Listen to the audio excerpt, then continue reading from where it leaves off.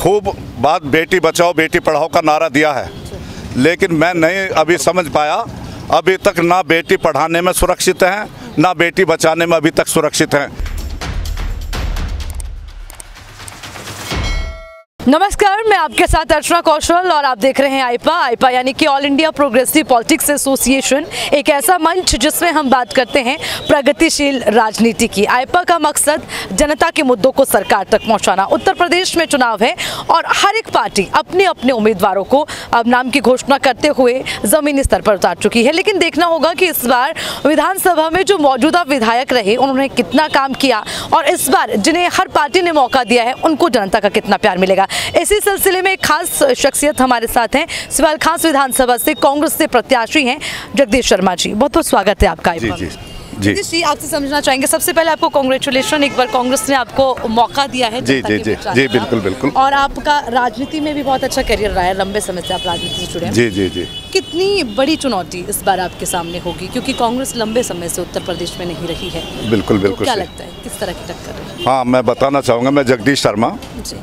Congress party से मैं प्रत्याशी हूँ 43 विधानसभा सिवाल खास, और मैं आपसे कहना चाहूँगा कि कांग्रेस एक 70 साल से जिसने राज करा, जंगे आज़ादी से लेकर अब तक, ये तो 5 साल से 7 साल से ये लोग आए हैं। और मैं बताना चाहूँगा आज भी जो प्रियंका ने प्रदेश और देश के अंदर एक परचम लहराया है, जो उन्होंने महिलाओं के लिए इतना शक्ति प्रदर्शन दिया है, इतना बहुमूल्य चीज़ दी है, सबको इतना सम्मान दिया है कि सब जितनी भी हमारी महिलाएं हैं, जितनी हमारी बहन बेटी हैं, वे आज इस बात से बहुत खुश हैं।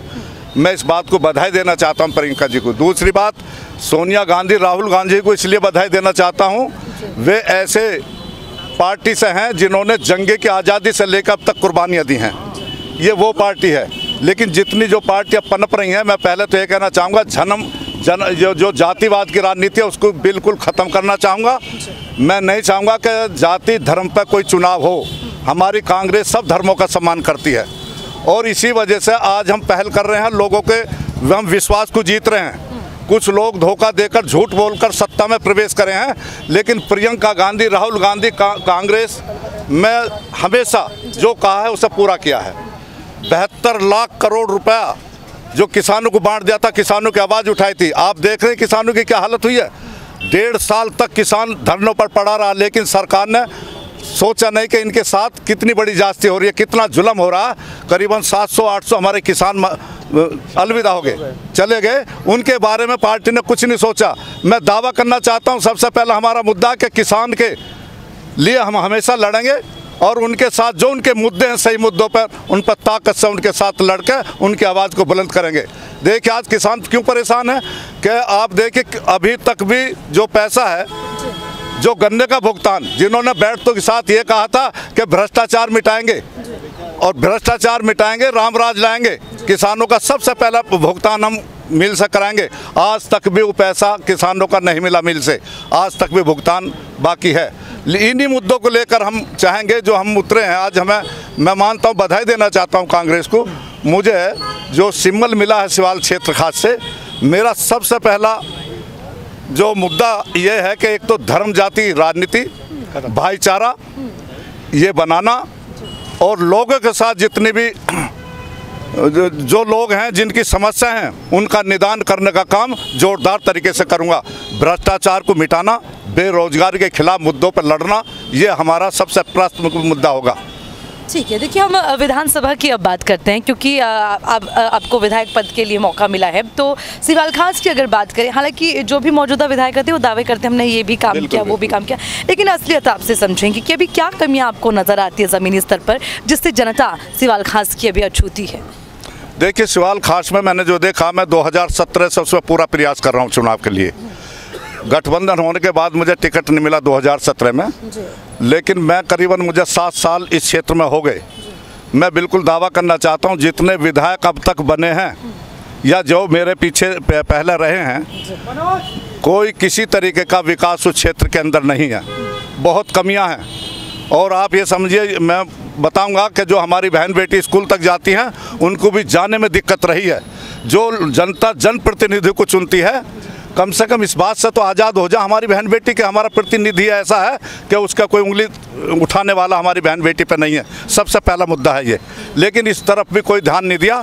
विधायक बनते हैं और बनने के बाद में फिर 5 साल तक जनता के बीच में नहीं जाते। ये मैंने पूरे तरीके से जनता के बीच में जाके देखा। ना कोई विकास हुआ है, ना कोई जो होना चाहिए कायदे में जिस तरीके से वो काम उस क्षेत्र में नहीं भी है। और मैं इस बात का दावा करता हूँ कांग्रेस की तरफ से जनता हमें मौका देगी, जनता जिताएगी। और मैं वाकई ये भी दावा करता हूँ कि वाकई जनता का पूरा प्यार समर्थन कांग्रेस को अब के मिल रहा।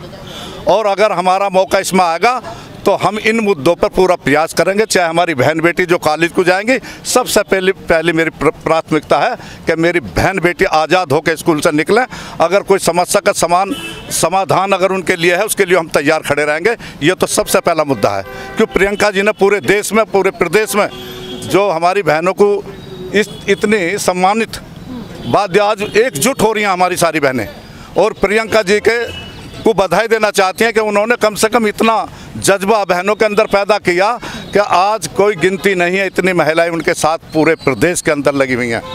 तो मेरा कहने का मतलब ये है, जो पूरे पहले विधायक हैं वो सब सामने है, जनता सब समझ रही है।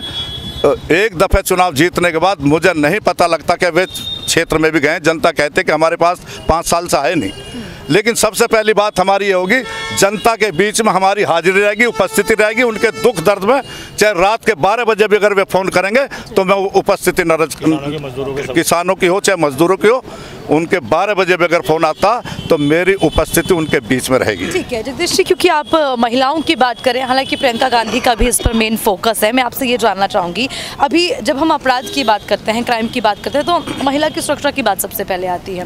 क्योंकि योगी सरकार भी ये कहती है कि महिला की सुरक्षा हमारी प्राथमिकता है। मेरठ में महिलाएं सुरक्षित नहीं, मैं नहीं मान रहा।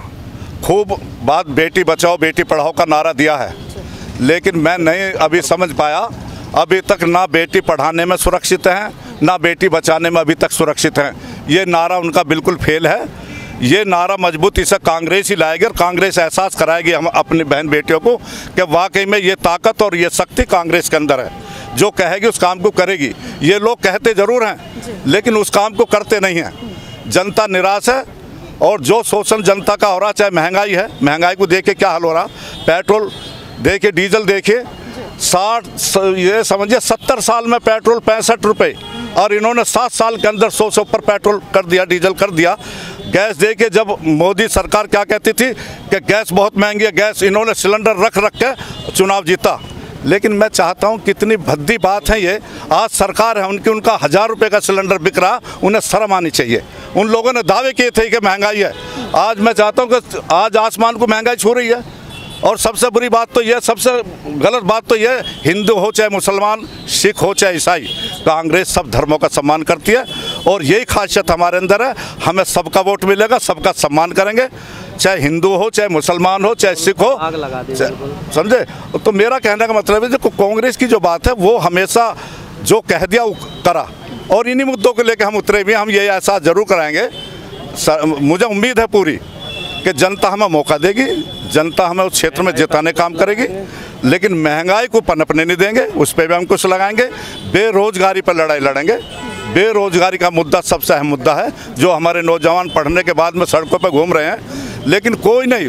अब तो सरकार कह देती है, वर्तमान में सरकार कह दी है पकौड़ी बेच लो। ये तरीका नहीं, मखौल कर रहे हैं युवाओं की।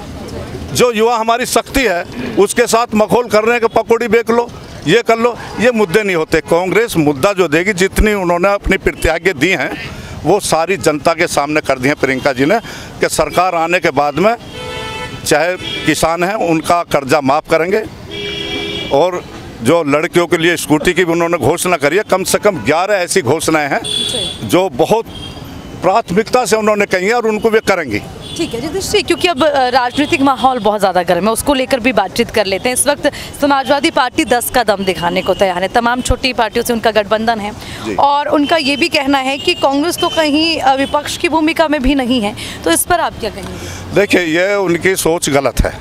उनका गठबंधन है, गठबंधन तो उनका फेल हो चुका। गठबंधन की जो राजनीति कभी कामयाब नहीं होती, हमने खूब देख लिया।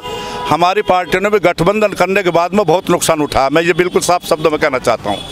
आज कांग्रेस ने पूरी 430 पे चुनाव लड़ा रही है। अब ये समझिए हमारा वोट बैंक और हमारी सीटें, ये समझिए हमारी 100 से आंकड़ा ऊपर पार करेंगे, हमारी सरकार बनने जा रही है, ये भी बताना चाहते हैं हम। दूसरा ये है, जैसे कह रहे हैं कि भाई गठबंधन है, गठबंधन में ये देखिए गठबंधन इनकी तो दुकान है, ये जो जनता को बांट रहे हैं कुछ लालच देकर, ये तो इनकी दुकान है। अब देखिए चाहे बसपा सरकार रही है, आज मायावती जी हैं, पता नहीं क्यों वे चुप बैठी हैं। अखिलेश जी दावा कर रहे हैं, अपना दावा जरूर कर रहे हैं, लेकिन एक बात बताइए, जो जेल में पड़े हैं लोग, इनके जो मंत्री हैं, आज हम कहाँ बैठे हैं जेल में, उनके बारे में कभी बोल रहे हैं वे?